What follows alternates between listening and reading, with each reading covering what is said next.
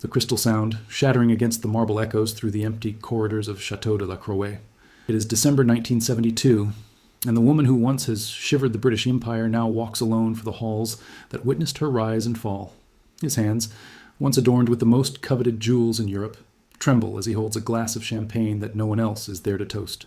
The reflection in the 18th century Venetian mirror shows not the Duchess who won a king, but a shadow in Givenchy, a silk ghost and pearls wandering down a palace that became his golden prison. At the mahogany table, letters never open accumulate like withered petals. Invitations to dinners where she is no longer welcome. News from a world that moved on while she remained frozen in time. Eternally the American who stole a throne and lost her soul in the process. If you appreciate stories that reveal the dark side of glamour and the hidden truths behind the crowns and the spotlight, consider subscribing to the channel. Here we explore the lives that have become legends and the devastating price they paid for it. Wallis Warfield was born on June 19, 1896, in Blue Ridge Summit, Pennsylvania, daughter of America still dreamed of the European aristocracy she never had. The 20th century emerged with the promise that everything would be possible, even for a girl born into a decay-class family, raised by the widowed mother who turned the need into elegance and the absence into a remarkable presence. The house in East Biddle Street, Baltimore, smelled the lavender and ambition contained. Alice Montague. Warfield had learned that beauty alone was not enough. It was necessary to cultivate the mystery, sharp intelligence as a blade, and especially the ability to make men feel unique in their presence. Lessons she conveyed to her daughter, not through words, but through the calculated silence, from the smiles they promised without delivering, from the gestures that suggested whole worlds of sophistication. Wallis grew up watching, observing how his mother turned financial limitations into aesthetic choices, such as austerity shemale of elegant minimalism, such as the need to please disguise natural charm. At the age of 15, when she was presented at Baltimore society, she had already understood that her beauty was not conventional. The angular face, the small but penetrating eyes, the mouth that seemed eternally about to reveal a secret. But there was something more powerful than beauty. There was the ability to make each person believe that he was special to his eyes. The Oldfields School Internal College was where Wallis perfected his sentimental education. Among the daughters of the East Coast elite, he learned that true power did not live in screaming or demanding, but to whisper at the right time, to be present when everyone had broken, to become irreplaceable through their own absence. His colleagues spoke of marriages, children, country houses. Wallis dreamed of something bigger, a stage where his intelligence and his ability to seduce could be not only admired but feared. This was the fertile ground, where not only a woman grew but a force of nature disguised as a lady of society. America from the early 20th century offered unprecedented possibilities for women willing to break rules silently, and Wallis Warfield was being shaped to be one of them, even though he did not know that the price of his ambition would be measured not in dollars or diamonds, but in decades of golden solitude and imposed silence. April 1916. Cathedral Christ Church in Baltimore witnesses Wallis Warfield's first marriage to Earl Winfield Spencer Jr., a young Navy officer with impeccable uniform and uncertain future. She walks through the ship with the satin dress that cost more than her family could afford, but represents everything she believes deserved. The Belgian lace veil falls on his shoulders as a prophecy, the first of many masks he would learn to wear with mastery.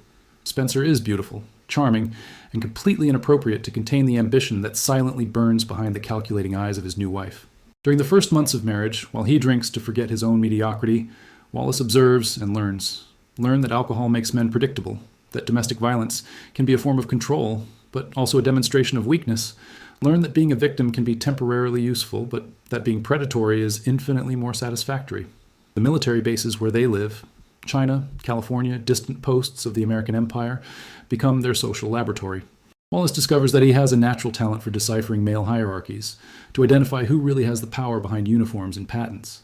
It becomes indispensable to wives of higher officers, organizing dinners that are small masterpieces of social manipulation, where each invitation, each floral arrangement, each seemingly casual conversation serves to strengthen its position in the complex web of military influences. But it is during the years in China, between 1924 and 1925, that Wallis suffers his first real metamorphosis.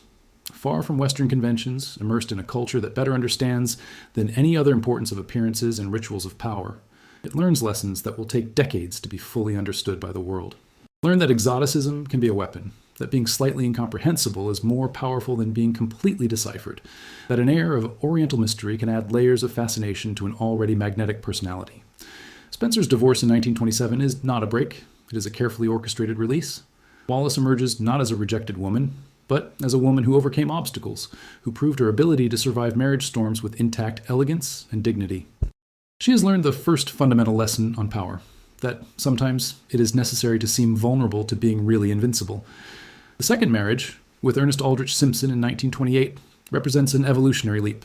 Simpson is English, refined, connected to London's commercial and social circles. Through it, Wallis gets not only a passport to British high society, but also a cultural subtleties education that no American school could offer. She learns that in England, unlike America, true power resides not in ostentation, but in understatement, not shouting its importance, but in making others whisper its name with reverence. London of the 1930s becomes its definitive stage. In the halls of Belgravia and Mayfair, Wallis Simpson, now she carries the surname as a title, develops her supreme art, the ability to be simultaneously center of attention and impenetrable riddle. Her dinners on Bryanston Court become legendary not for luxury, which is considerable but not extraordinary, but for the unique atmosphere she can create, where diplomats, artists, aristocrats, and adventurers feel equally fascinated by this American who talks little about herself but listens to all about others. It is in this context that she knows, in 1931, Thelma Furness, Viscountess Furness, lover of the Prince of Wales. A seemingly casual encounter at a party, a seemingly unpretentious conversation, a seemingly spontaneous invitation. But nothing in Wallis Simpson's life happens by chance. She has identified her next opportunity and is about to make the leap that will turn her from an interesting figure of London social circles into one of the most famous and hated women of the 20th century. January 1931. Lady Furness Country Hall in Melton Mowbray shines in the light of hundreds of candles, creating dancing shadows on the walls coated with a blue silk. It is here, during a fox hunting weekend, that Wallis Simpson first puts his eyes on David Windsor, the Prince of Wales, heir to the most powerful throne in the world. He is 37 years old, she is 35, and both carry the weight of lives that have never been their own. The prince is smaller than she expected, both in stature and presence. There is something almost fragile in their nervous gestures, in the way your pale blue eyes seem to be constantly seeking approval, in the way your hands are never completely immovable. He is the opposite of everything Wallis has learned to identify as true power, and perhaps that is exactly why she immediately recognizes her opportunity. This is not a man who needs to be conquered. He is a man who needs to be understood and later possessed. The first conversation between them lasts less than 10 minutes. She talks about Baltimore, he about his gardens in Fort Belvedere. Bank words, social courtesies, nothing that would be registered in history if it wasn't for what would happen in the following years. But there is something in the way he leans his head when she speaks, something at the intensity with which he listens to her opinions about gardening, a subject she knows very little, that reveals her fundamental nature. This is a man who has spent his whole life being heard, but never really heard. During the following months, Wallis moves through the prince's social circles with the accuracy of a surgeon. She is never where she would be expected, but always where it is needed. He never shows excessive interest in him, but he is invariably present when he needs intelligent conversation and honest opinion, someone who treats him not as his Royal Highness, but as David, the man no one knows behind the title. Thelma Furness makes the fatal error of "Sud stimulate the American." When traveling to the United States in early 1934, he casually asks Wallis to take care of the small man during his absence. It is a phrase that will go to history as one of the most cruel ironies of the 20th century. Wallis will not only take care of him, she will reinvent him, possess him, turn him into a version of himself that he never knew he could be. Fort Belvedere becomes the scenario of the most consequent seduction of the modern era. The Georgian country house, with its meticulously cared-for gardens and their intimate salons, witnesses the transformation of a mutual attraction into obsession. Wallis will later discover that he has seduced not only a man, but an entire empire, and that the price of such achievement will be measured not only in personal renunciations, but in the gradual loss of his own freedom. What happens between them during those 1934 months remains, in many ways, a mystery. Letters were burned, destroyed diaries, witnesses instructed to forget. But what can be said for sure is that Wallis understood something that no other woman in the prince's life had understood, that he did not need worship, needed direction. I didn't need submission. I needed someone strong enough to make decisions that he couldn't make alone. When Thelma returns from the United States, it's too late. The prince barely greets her. Her eyes constantly seek Wallis. Her conversations are punctuated by references to her opinions.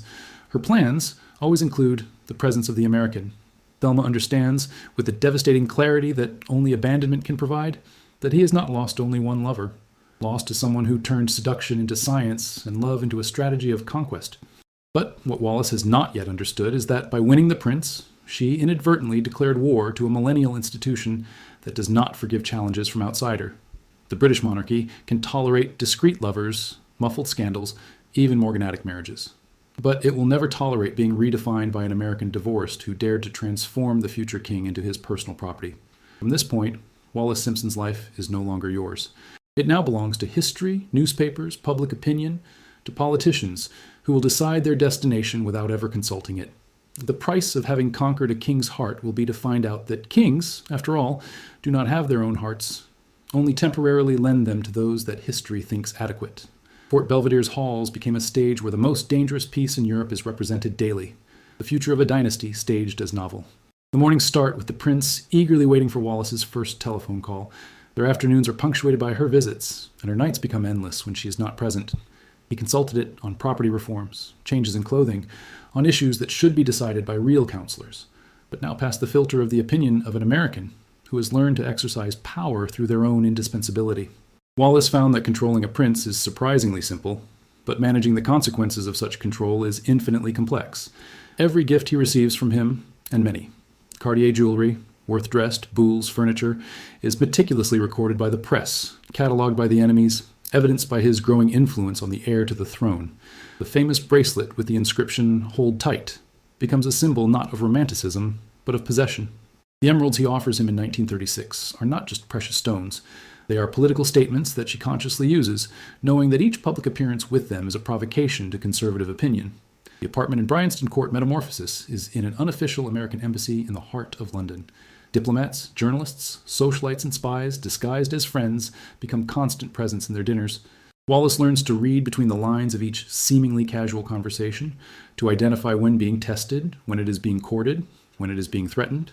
Your dining table becomes a chessboard where each movement is calculated, where each guest is both a piece and a player. But it is in the silence of his private moments that Wallis confronts the devastating reality of his position. He is no longer a person. It is a political force. His personal preferences became state matters. Your opinions are dissected by governmental offices. Their gestures are interpreted as war statements or signs of peace. The price of having conquered the most desired man in the world is to discover that he does not belong to him. It belongs to a country, an empire, an idea of historical continuity that it represents an existential threat. Stanley Baldwin, the Prime Minister, becomes his unsuccessful shadow. Her agents follow her discreetly, catalog their activities, report their conversations. She learns to live under constant surveillance, to choose words knowing that they will be repeated in confidential reports, to smile knowing that even their facial expressions are interpreted as evidence of their political intentions. Freedom, which she has always considered her most precious possession, begins to escape her hands like sand. The process of his second divorce, which began in 1936, becomes a public spectacle. Each Ipswich court hearing is covered as if it were a real event. Photographers await their arrival, reporters dissect every pronounced word, editorialists turn banal legal procedures into comments on moral decay and threats to tradition. Wallis understands, with a clarity that fills her with terror, that her private life has become public property, and that she can never complain back. When divorce is granted in October 1936, it does not feel relief. He feels vertigo. It is now technically free to marry the prince, but also technically exposed to all the attacks that British society can launch against a twice-divorced American that dared to endanger the stability of the monarchy. The threat letters begin to arrive daily. Need police protection. Your movements are restricted for security reasons. The luxury that surrounds it gradually indistinguishable from a golden prison. It is during this period that she writes in her diary a phrase that would only be discovered decades later. I got everything I always wanted and found that I don't want any of that anymore. But it's too late to back down. The prince has become an even more possessive and obsessive version of himself. Her telephone calls to her reach 40 a day. His letters become treated of love and despair that reveal not the passion of a future king, but the emotional dependence of a man who has never learned to exist without constant approval. Wallis Simpson is about to find that winning a king is infinitely easier than escaping one.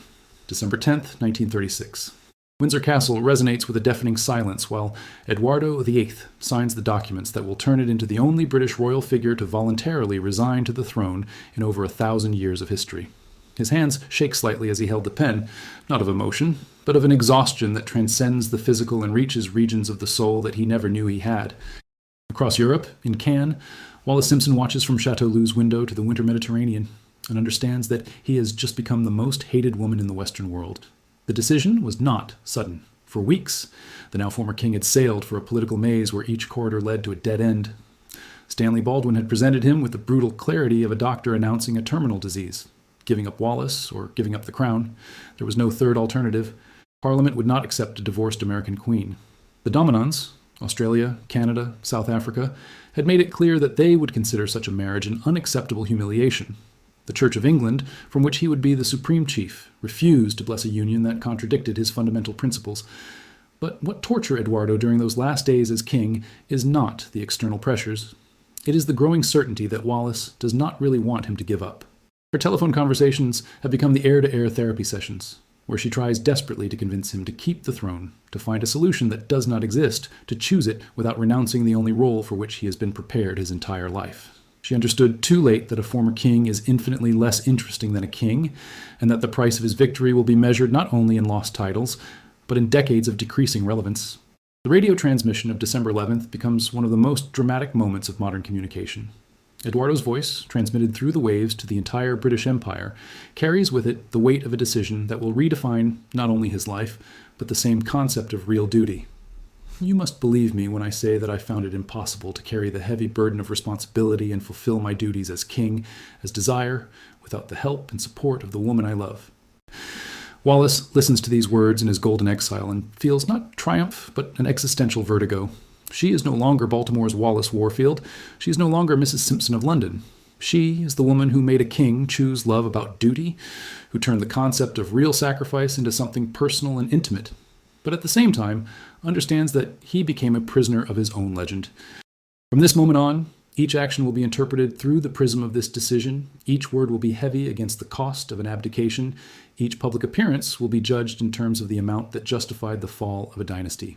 Newspapers around the world print their photography with titles that vary between the romantic and the accusative. The woman for whom he resigned to an empire competed with the adventurer that destroyed 1,000 years of tradition. Worse, she becomes the heroine of an epic novel and villain of a national tragedy. Letters come to the thousands, some of women who see it as a symbol of the victory of love over conventions, others from British subjects that hold it responsible for the greatest constitutional crisis of the 20th century. But perhaps the most revealing moment is when, 3 days after the abdication, she gets a telephone call from Eduardo, now Duke of Windsor, who lasted less than 2 minutes. He simply says, "It's done. Now we are both free." The following silence is carried from a devastating irony that they both understand, but none dare to verbalize. They have never been less free in their entire lives. The abdication, which should have been the happy ending of a modern fairy tale, reveals itself as the first act of a tragedy that will unfold over 5 decades. Wallis conquered his king, but lost his identity. Eduardo has chosen his love, but will find that a love that cost a kingdom can never be lived without the perpetual weight of this sacrifice. They are free to get married, but prisoners of a decision that will define them forever. The price of the crown, after all, was not only paid by those who resigned it, it was paid in installments that will last decades by those who inspired it to do so. June 3rd, 1937. Château de Condé, France, is preparing to witness one of the most anticipated and simultaneous, most melancholic marriages in modern history. Wallis Warfield Simpson, in his 3rd wedding dress, a puzzle blue creation that cost more than the annual income of an average English family, looks in the mirror and sees not a radiant bride, but a 41-year-old who has just realized that all his victories were actually disguised defeats. Outside, 16 guests are waiting at a ceremony that should have been celebrated at the Westminster Abbey in front of thousands, but happens in a French hall in front of a handful of loyal and curious friends. No member of the British royal family is present. The Queen Mother Eduardo's mother strictly refused to recognize the union. The new king, George II, Eduardo's brother, communicated through intermediaries that attendance would be considered high family betrayal. Even close friends found elegant excuses to avoid associating their names with what the British press already calls the marriage of shame. Eduardo, now Duke of Windsor, a title that sounds grandiose but completely lacks real power, waits on the makeshift altar with the expression of a man who just woke up from a very long and very convincing dream. During the months preceding the marriage, he began to understand the real dimensions of his decision. Not only did he renounce the throne, he renounced purpose that he justified his existence. Without real responsibilities, without official commitments, without the daily ritual that defines the life of a monarch, he is simply a middle-aged man with a lot of money and too available time. A condition that few men can stand without developing addictions or obsessions that eventually destroy them.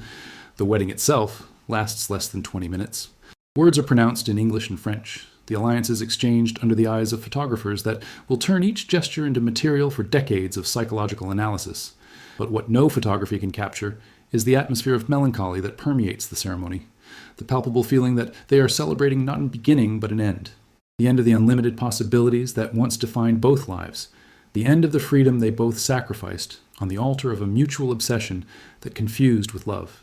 The honeymoon at Castello della Marta, Italy, should be the happiest period of their lives. Instead, it becomes a laboratory where they find out who they really are when they are undressed from all the social roles that previously defined them.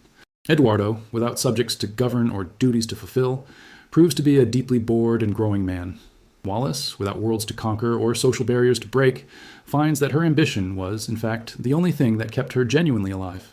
The days pass by discussing trivialities, the decoration of the rooms, the menu of dinner, the programming of social activities that always involve the same people talking about the same subjects. The conversation, which once fascinated them mutually, becomes repetitive. Her opinions, which he once considered genius revelations, begins to sound as pronouncements of a woman who became used to being heard with artificial reverence. His decisions, which she once interpreted as signs of real strength, reveals hesitation of a man who never learned to choose without the guidance of a counselor office. It is during one of the hiking through the gardens of Castello that Wallis has the most devastating epiphany of his life. Observing Eduardo feeds the fish of the ornamental lake, an activity that he obsessively repeats every day at the same time, she understands that she turned the most powerful man in the world into a more refined version of her previous husbands, someone who depends on her for existential definition, but that in the process of such dependence has become deeply tedious. The difference is that this time there can be no divorce. This victory is permanent, irreversible, and therefore terrifyingly definitive.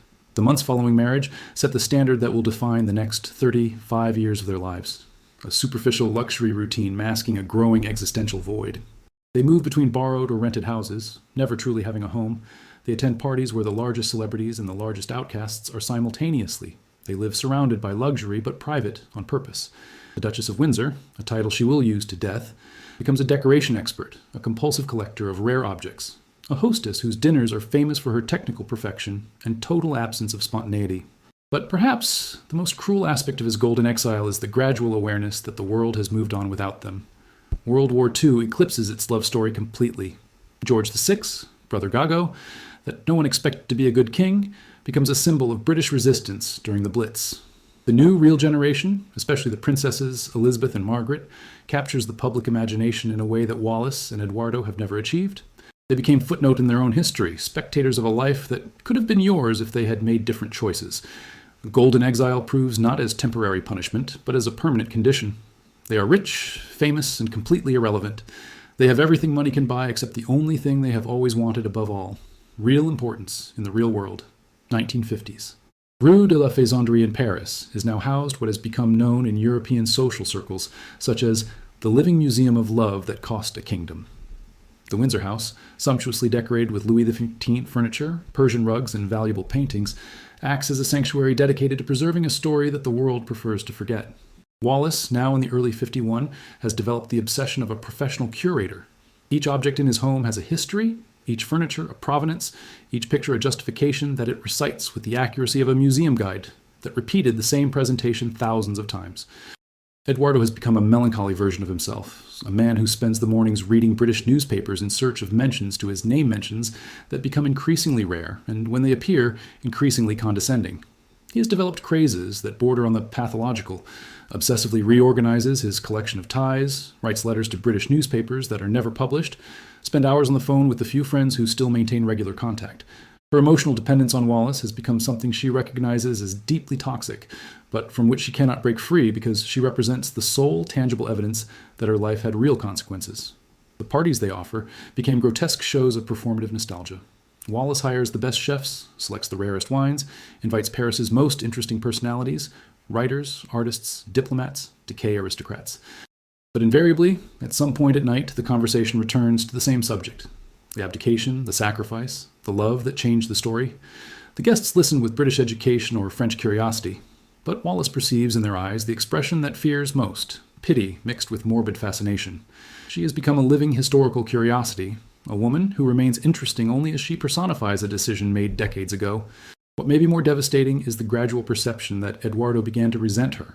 Not openly, he is too polite for this, but in subtle ways that she, expert in psychological nuances, identifies immediate Amelie. He makes apparently innocent comments about what could have been. He mentions the responsibilities he could be exercising often, refers to his brother George's achievements with a tone that mixes admiration and envy. Wallis understands that he became not only the woman he sacrificed to kingdom, but also the living personification of such a sacrifice, a daily reminder of everything he has lost. The 1960s brings a new source of torture, the emergence of a new British royal generation that captures the world imagination in ways they have never achieved. The coronation of Queen Elizabeth II in 1953 had been a first blow, a visual reminder that the monarchy had not only survived the crisis of abdication, but prospered without them.